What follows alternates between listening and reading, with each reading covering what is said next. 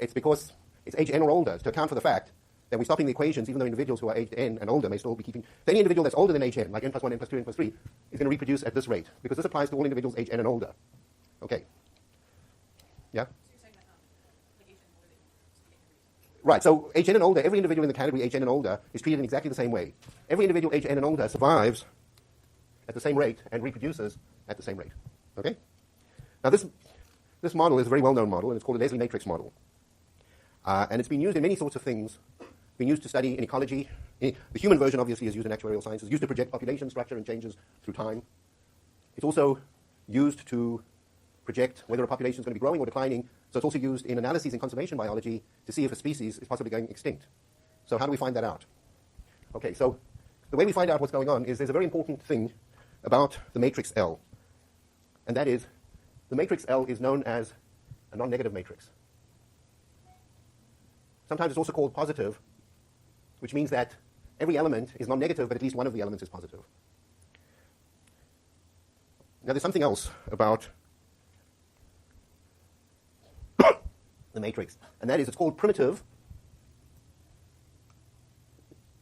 if there exists. So a backwards capital E is the mathematical sign for there exists. Some power p greater than 0, such that L to the power p has all its elements positive. So let's see how this might work.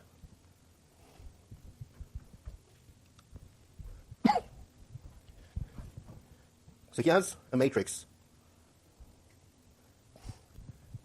And it's a Leslie matrix. It's just a four-dimensional matrix. What it says is that the first two H classes, that's 1 and 2, don't produce. That's why they're 0. Then the third H class and fourth H class produce young. And then this is the off-diagonal element. What it also says is that once you get to 4 years old, everybody dies. The fact that this is 0 means that everybody dies. Nobody lives past age 4. So you can't get to age 5. If you wanted to get to age 5, this number over here would have to be positive. It could be a quarter or whatever. Yes? No, then you don't have to make the matrix bigger. That's the whole point, because what you're saying is that the final age class is 4 years and older. So it's not just 4-year-olds. If you wanted to explicitly treat 5-year-olds as different from 4-year-olds, and you would only do that if you said, well, 5-year-olds have a different B. But if they have the same, then that's fine. You don't have to get the extra age class. So that's an important question. And that's sort of the essence of the matter, is that somehow we have to stop adding age classes. And we can either stop when we believe no individuals will survive beyond that age class, or when all individuals have the same parameters. Now, if I multiply this matrix twice, I'll have zeros in there. If I multiply it 3 times, so I take L times L times L. And when I do matrix multiplication, it's this long process. First row, first column, second column, first row, third column, first row, fourth column, second row, first column, second row, second column. You've got to keep going through this, keep multiplying. Computers can do this very well, better than we can. And if you do this 9 times, you'll find that you've got a 0 over here. But if you do it 10 times, the 0 is now gone.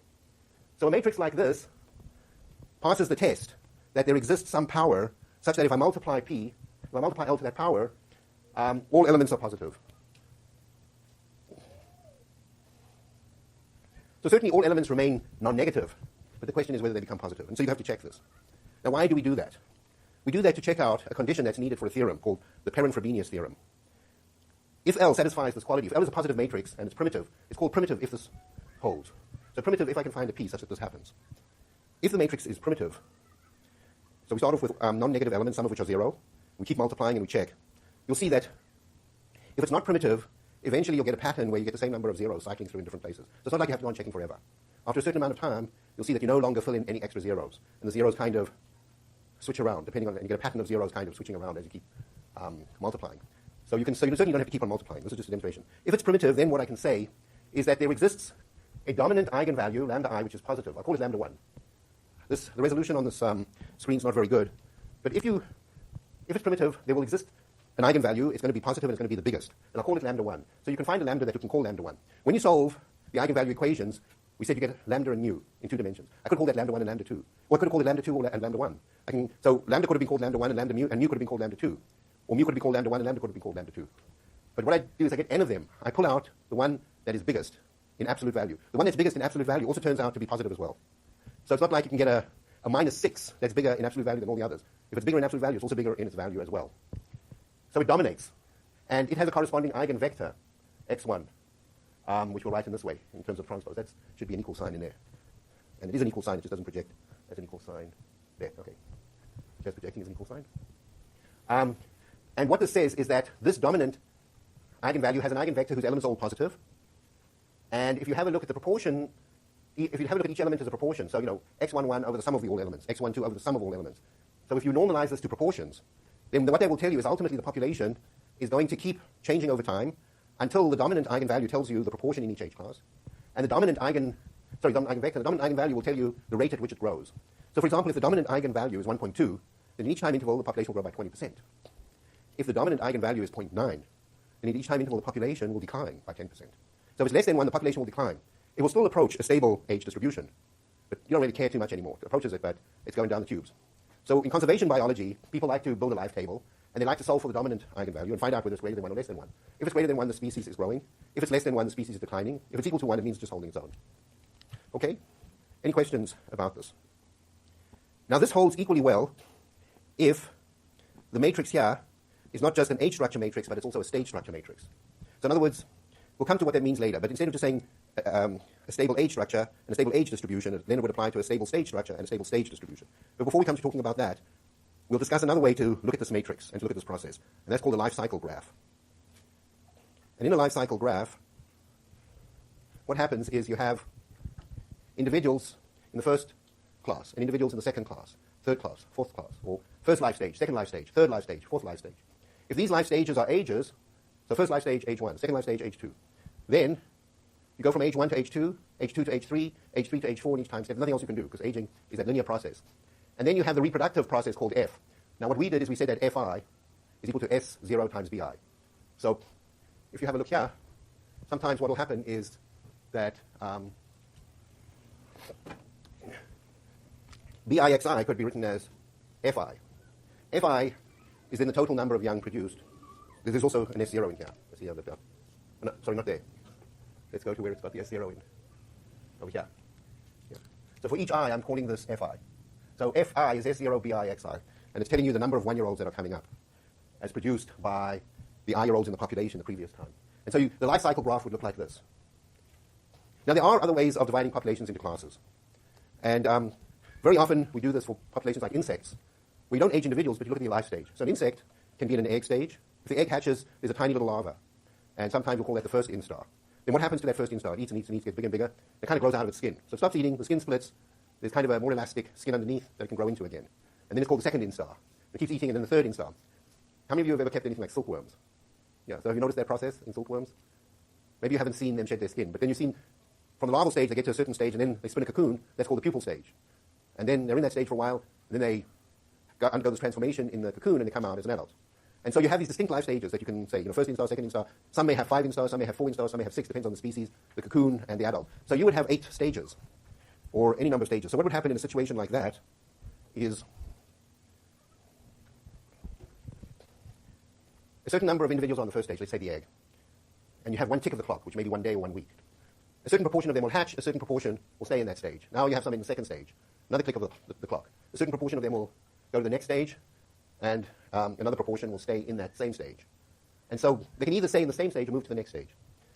This is the same for example, size classes. So instead of having life history classes in insects, like we have first instar, second instar, pupae, adult, egg, whatever, you can say these are the smallest, these are the next smallest, and so on. So with trees, typically when people go out into a forest, and they don't want to age a tree, they don't want to cut it down, or they don't want to grow the core into it, they'll say, let's just measure the diameter at breast height. And so this is a standard measurement.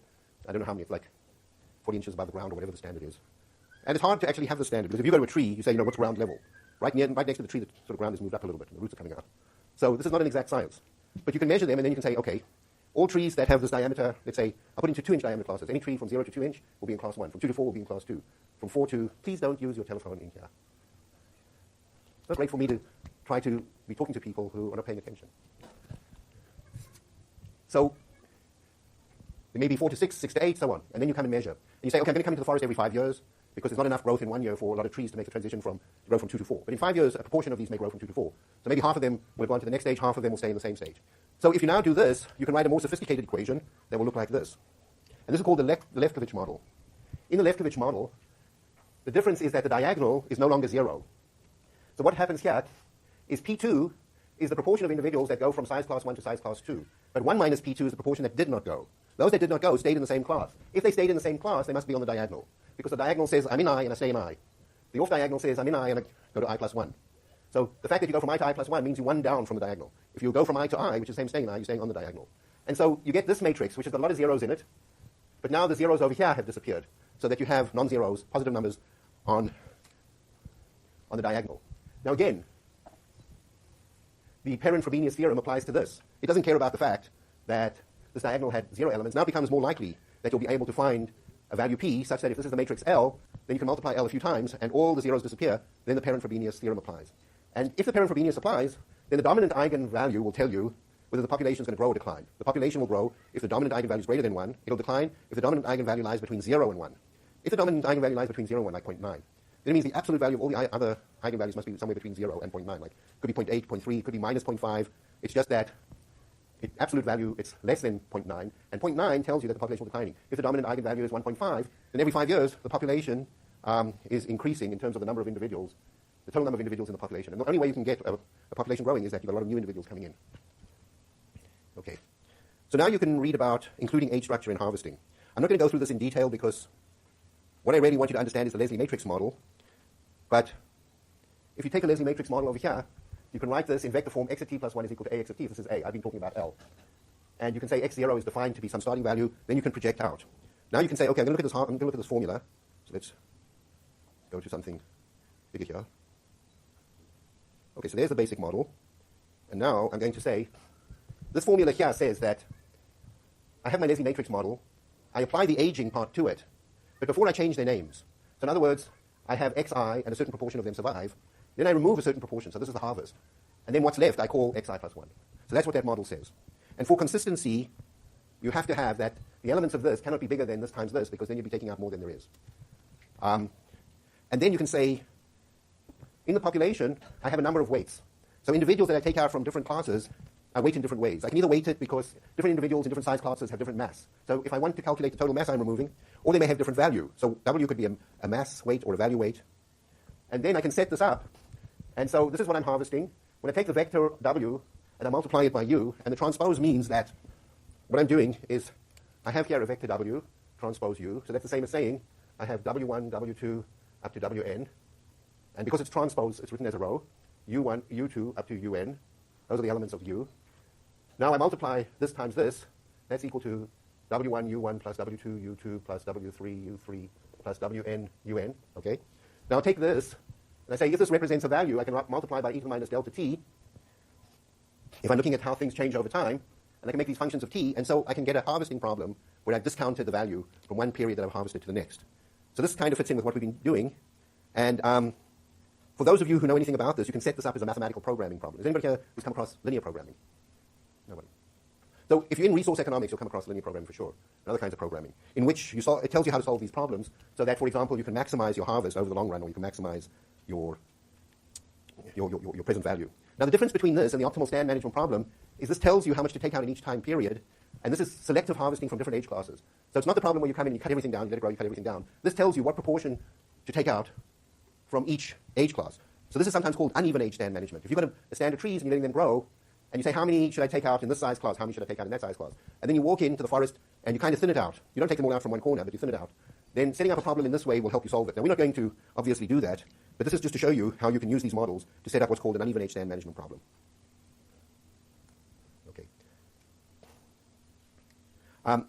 Again, because this is not really central to this course, you can read up this stuff yourself, but I'm going to stop here. I'll take a few questions, and then if there aren't any questions, we can call it a day. Any questions after this? Yeah.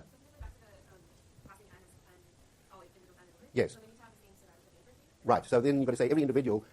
So to begin with, you're saying every individual in the age class has the same survivorship and birth rate for that age class. So there's no variation among individuals. The average applies to everybody. And but then even more so when you go to the final age class, because now you haven't got individuals just aged n, but n and older. And then you've got to make the same assumption that all individuals in that age class